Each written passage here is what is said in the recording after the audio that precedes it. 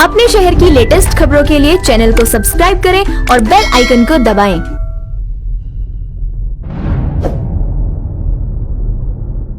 नमस्कार, आप देख रहे हैं हुंकार 24/7। बसंत कुंज में हम लोग मौजूद हैं और हमारे साथ भ्रष्टाचार उन्मूलन महासंघ के राष्ट्रीय अध्यक्ष DK चोपड़ा जी हैं। आज इनसे हम बात करने का प्रयास करेंगे जो मुसीबत कोरोना की दूसरी लहर लेके आई थी, जिसमें दिल्ली के अंदर पूरे देश भर में देखा गया था हालात बद से बदतर हो गए थे। बेड की कमी, ऑक्सीजन की कमी के कारण ना जाने कितने बेगुनाह लोगों की जान चली गई। तो DK चोपड़ा जी हमारे साथ मौजूद हैं। तो DK चोपड़ा जी, सबसे पहले आपने एक पिटीशन, एक याचिका दायर की है सुप्रीम कोर्ट में कि राज्य और केंद्र सरकार को ऑक्सीजन के कारण जिन लोगों की मृत्यु हुई है उनको 1-1 करोड़ रुपए हर्जाना के तौर पे देना चाहिए। क्या कहना चाहेंगे सर? हाँ, ये पिटीशन उन्होंने फाइल किया तो उनके पर सुप्रीम कोर्ट एंटरटेन नहीं कर रहा, पता नहीं कब करेगा। 10 तारीख की पिटीशन लगा रखी है, आज अगले महीने की 10-15 दिन हो गए मतलब, तो अभी तक कार्रवाई क्यों नहीं होनी चाहिए?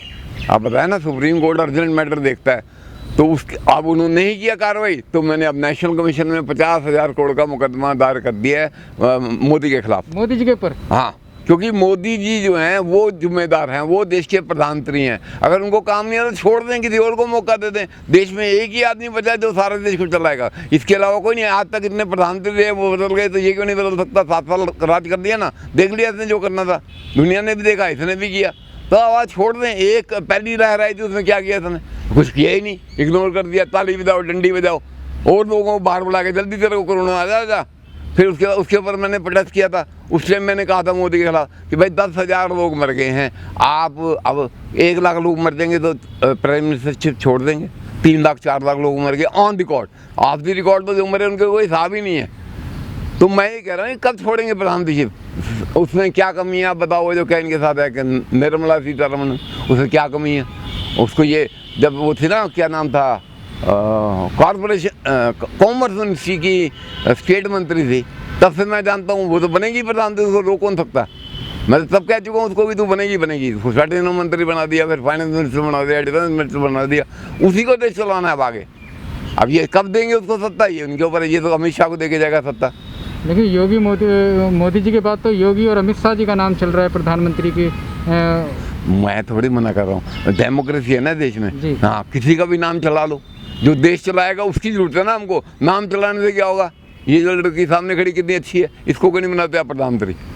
इसमें क्या कमी है? तो आपका कहने का तात्पर्य है कि मोदी जी सही तरीके से देश नहीं चला पा रहे, कहीं ना कहीं कमी आपको मोदी जी के काम करने के? मैं ये नहीं कह रहा, मैं सिर्फ इस सेक्टर की बात कर रहा हूँ, ह्यूमन ट्रैफिकिंग की बात कर रहा हूँ। बाकी देश तो चला रहे हैं, मंदिर बन गया, ये बन गया, वो बन गया, कर रहे हैं वो जैसे उनको आता है। उन्होंने 50 किलोमीटर लैंड अपना चाइना से वापस दिलवा दिया, तो वो सब आता है ना। मैं ये कब मना कर रहा हूँ और काम नहीं आते, पर ये नहीं आता ना उनको काम कि जो अपने पहले परिवार के लोग बचेंगे तभी तो देश चलाएंगे। जब परिवार ही खत्म हो गए तो देश का के लिए कितने परिवार हैं जिनमें 0 रह गए लोग, कोई था ही नहीं, आदमी मर के सारे के सारे परिवार के। तो अब ये किसके लिए काम कर रहे हैं वो लोग? मेरा ये कहने का मतलब है, मैं मोदी जी अपने देशभक्त हैं, इसमें कोई कमी थोड़ी उनके देशभक्ति में। मैं देशभक्ति पे उनके क्वेश्चन नहीं उठा रहा हूँ, उनको काम नहीं करना आ रहा, या वो इग्नोर करते रहे इसको, इस सेक्टर को, कि यार हो जाएगा, 2-4 दिन की बात है, ठीक हो जाएगा। अब कोरोना की लहर एक आई, फिर दूसरी आ गई, अभी तीसरी तो नहीं आई ना, फिर तीसरी आ जाएगी, तो फिर क्या कर लेंगे हम? क्या कर लेंगे सर? तो नियम क्या होता है? नियम ये होता है कि कुआं खोद के रखो घर में। ये थोड़ी है जो आग लगे तब कुआं खोदोगे, मतलब पहले से इंतजाम किया जाए। बिल्कुल। जब आपने लोग हैं, आपके 130 करोड़ लोग हैं, आप उनसे टैक्स भी देते हैं, एक आदमी को छोड़ते नहीं हैं, तो उनके लिए आप इंतजाम करिए। इंतजाम का मतलब ये होता है कि हर गली की नुक्कड़ पे एक आदमी होना चाहिए जिसको ज्ञान हो मेडिकल का, इंजेक्शन लगा सकता हो और कुछ कर सकता हो, जो थोड़ी बहुत फर्स्ट एड है वो कर सकता हो। ये मेरा कहने का मतलब है कि हर 100 आदमी पे एक आदमी होना चाहिए जो ये बताएगा जी मैं इस गली का मैं जिम्मेदार हूँ, जो भी होगा मैं बताऊँगा। वो इन्फॉर्मेशन भी दे, जो ऊपर से इन्फॉर्मेशन उसको पब्लिक को भी दे। ये होता नियम। ये थोड़ी है कि आप जो है बैठ के मैं प्रधानमंत्री हूँ जी, मैं विदेश जा रहा हूँ, वहाँ कलकत्ता जाते रहे। बताओ, 500 करोड़ की रैली कर दी, वैसे इनके पास पैसे नहीं है, रोज़ टैक्स बढ़ाते हैं, पेट्रोल बढ़ गया, रोज़ आज भी बढ़ गया, कल भी बढ़ गया। क्या हो रहा है? मतलब इन्हीं का था ना पहले वाला, क्या नाम था, अटल बिहारी वाजपेयी। उस टाइम में कब मंगाई थी पता करो? उस टाइम में साल भर तक एक नया पैसा किसी चीज़ में कोई बढ़ाई नहीं, छुआ भी नहीं गया था, और यहाँ रोज़ हो जाता है। पता नहीं क्या मोदी जी क्या सोच रहे हैं। मैं लूट लो ना सारों को, मार पीट के सबको लूट लो, जितने आदमी चाहिए कॉलोनी साफ कराओ, लूट लो। मायावती करती रही यूपी में, अपने वो जो विधानसभा थी उसके आसपास के कई कॉलोनियों से तोड़वा दी पूरी, और वहाँ अपने वो जो महल मूल बनाने से बनाती रही। तो एक ही बार निपटारा करो ना, आप करना क्या चाहते हो समझ नहीं आ रही है। आप तो रोज और इतने पैसे जोड़ के कहाँ ले जाओगे? अच्छा, पार्टी को देना तो पार्टी कंगाल रहेगी। हिंदुओं के लिए आप हेल्प कर रहे हो, आप करो हिंदुओं के। मैं कब मना, तो हिंदुस्तान को डिक्लेयर कर दो ना कि आप हिंदुस्तान जो है हिंदू स्टेट हो गया। क्यों नहीं डिक्लेयर करना चाहते? आप बताएं क्या प्रॉब्लम है आपको? पाकिस्तान और हिंदुस्तान का बंटवारा किस वजह से हुआ था? हिंदुस्तान पाकिस्तान, तो बंटवारा क्यों नहीं करना चाहते? अब क्यों नहीं करना चाहते आप? अब आपने देख लिया ना मुसलमान क्या कर रहे हैं, हर कॉलोनी में उनके कब्जे हैं। आप जाके देख लो किसी मुसलमान कॉलोनी में, सारे खड़े हो जाएंगे 1 मिनट में। तो उन्होंने हिंदू को नहीं रहने दे रहे यहाँ। अपने देश में हमारे हिंदू उन कॉलोनियों में नहीं रह सकते जहाँ मुसलमान बहुमत में है। तो क्या जा रहा है हमारा देश, ये तो बताओ ना। उन पर क्या कौन निकल टिका देगा? कब तक नहीं डालोगे आप? वो आपका कब्जा कर देगा पूरे देश को, फिर आप कह दोगे अब एक और बंटवारा। अब हिंदुस्तान जो पंजाब में रहेंगे इधर नहीं रहेंगे, दिल्ली में इधर यूपी की साइड नहीं रहेंगे। तो आप जा कह रहे हैं। दिल्ली की अगर बात करी जाए तो बीते कुछ दिनों पहले जो ऑक्सीजन के लिए मारामारी चल रही थी दिल्ली के अंदर, केंद्र सरकार और दिल्ली सरकार के बीच में जो आरोप प्रत्यारोप की राजनीति चल रही थी, दिल्ली सरकार ऑक्सीजन ज़्यादा मांगती थी लेकिन केंद्र उनको नहीं देती थी, ऐसा आम आदमी पार्टी का कहना था। तो क्या कहना चाहेंगे सर? नहीं, ये तो पार्टी टग ऑफ वार थी, आर्टिफिशियल क्रिएट किया गया था माहौल की। ऑक्सीजन नहीं है। हाँ, आप समझे केजरीवाल कौन है? तब तो ये समझो आप, केजरीवाल वो आदमी है जो अन्ना हजारे की मूवमेंट से निकला है। अन्ना हजारे की मूवमेंट से उसने हजारों करोड़ रुपए कमाए हैं, 2 करोड़ रुपए उसको दिए हैं। ठीक है सर, हजारों करोड़ कैसे कमाए आप वो प्रूव कर रहा हूँ मैं। पहला तो देखो, आप दिल्ली में नगर निगम का MLA का चुनाव लड़ा उसने यहाँ से, क्या दौदी रोड से। आप उसके रिजल्ट निकालो, जो रिजल्ट आए ना, वार्ड वाइज रिजल्ट आए, हर वार्ड में 10 वोट का फर्क बस। शीला दीक्षित को 10 वोट कम मिले उससे हर वार्ड में एक। ये देखो, तो ये पैसे देते हैं। मुझे भी कहा गया था जब मैं MP का चुनाव लड़ने गया था ना पहली बार, तो मुझे DM 4 बार मिला था। और वो चाह रहा था कि मैं उससे बात करूं, समझ आई? ये मेरी यहाँ पे मीटिंग थी, यहाँ पे महरौली चौक पे, कालूराम चौक पे।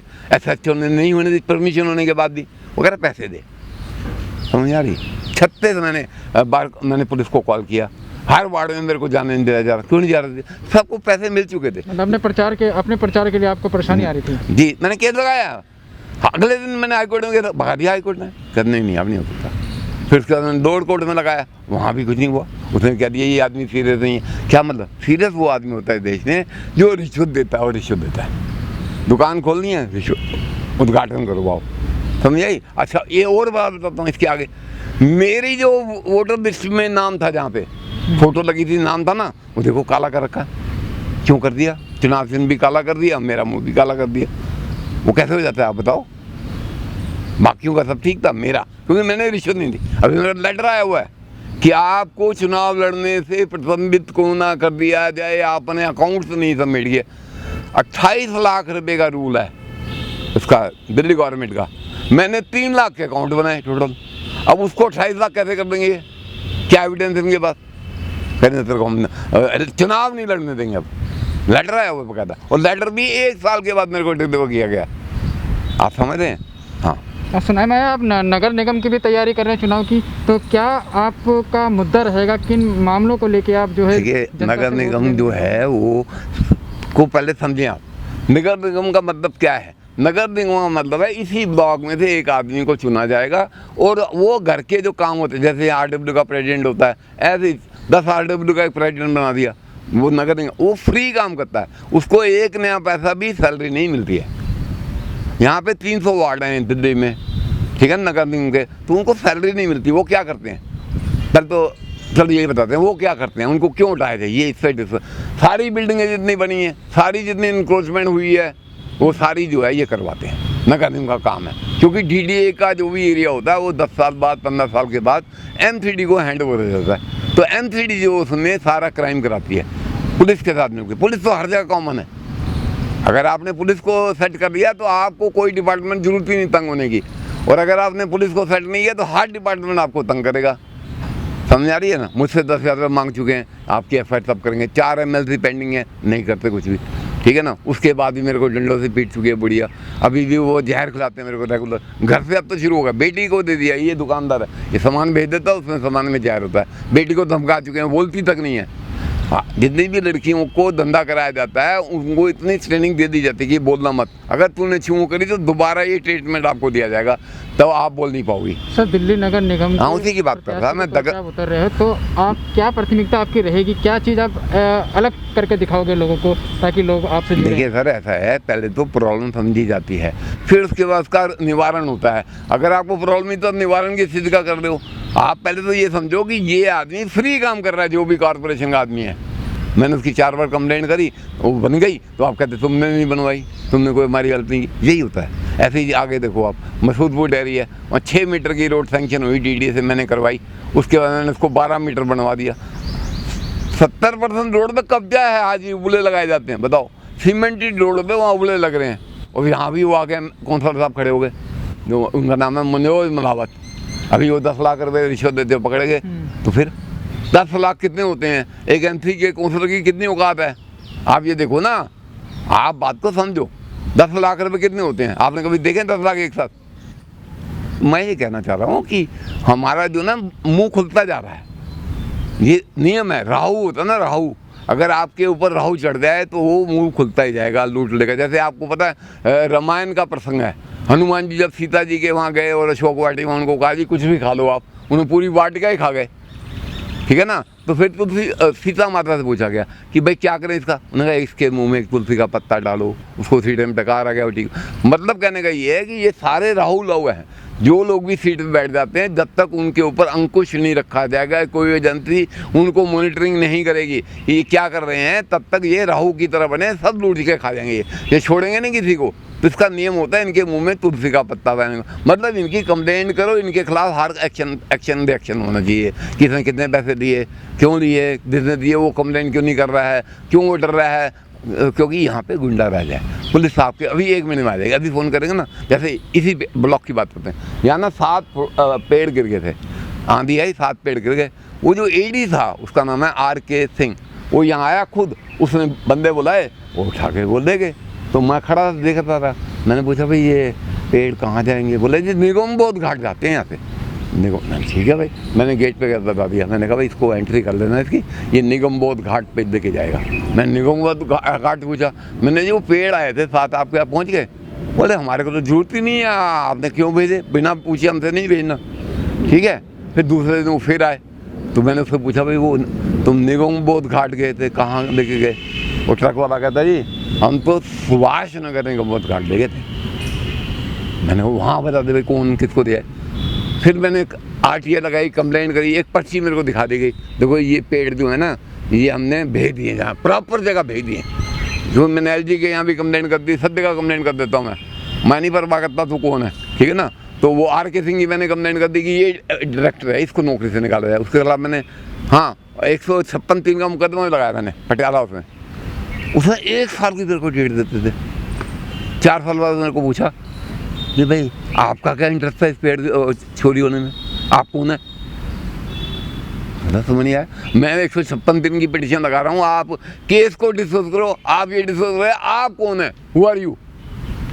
वैसे तो मैं SSP रिटायर्ड हूँ, SSP था ना मैं उसने। फिर तो मेरा हमारे उसमें लिखा हुआ है संविधान में, हमारी जो ड्यूटी लिखा है उसमें लिखा हुआ है कि हर सरकारी अफसर की ये ड्यूटी होती है कि कोई भी मैटर वो देखेंगे, वहाँ खड़े हो जाएंगे, उस मैटर को हैंड ओवर करके जाएंगे, प्रॉपर एजेंसी जब तक नहीं आती वहीं खड़े रहेंगे। ये हमारी ड्यूटी में लिखा हुआ है। इन्होंने क्या शपथ दी है तो ये जानेंगे ये लोग चोर घूम रहे हैं यहाँ पे।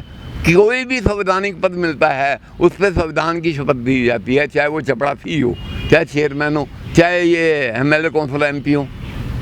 आपने देखा था ना MP के चुनाव में, वो संविधान की शपथ तो उसी टाइम ले ली गई थी मेरे से, जब मैं तो बना भी नहीं था, इलेक्शन भी नहीं लड़ा था। तो वो पहले ही शपथ ले ली जाती है कि नौकरी तेरे को तब दे रहे हैं भाई जब तू संविधान के हिसाब से काम करेगा, अक्षुण्ण रखेगा।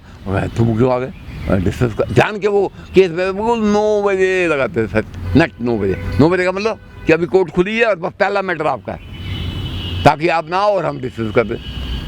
तो हम कहाँ जा रहे हैं? ये सारी ऑर्गेनाइज हैं ये। आप सोच रहे हाई कोर्ट, कोई कोर्ट, पुलिस वाले डिसाइड करेगा आपको जस्टिस देना है कि नहीं देना है। अब मेरी किताब में जस्टिस में लिखा है कि इसको जहर देके मार दो। मेरी पर ट्राई हो रहा है, 25 साल हो गए मेरे को जहर खाते हुए। 174वां जहर था जो अब खाया मैंने, समझ आ रही है? डिफरेंट तरह के जहर थे। मैं आपको सारे जहर भी गिनवा सकता हूँ कौन कौन सी तरह का, पर ये नहीं पता वो कहते क्या होता है चीज़, पर जहर पता है मेरे को कि इस तरह। एक बार मेरी बुआ ने खिला दिया था कि ये तेरे का रोज आता है, इसको जहर खिला दे। जहर की नहीं मिली तो फिनाइल भी पिला दी मेरे को, तो सारी बॉडी में दाने निकल आए।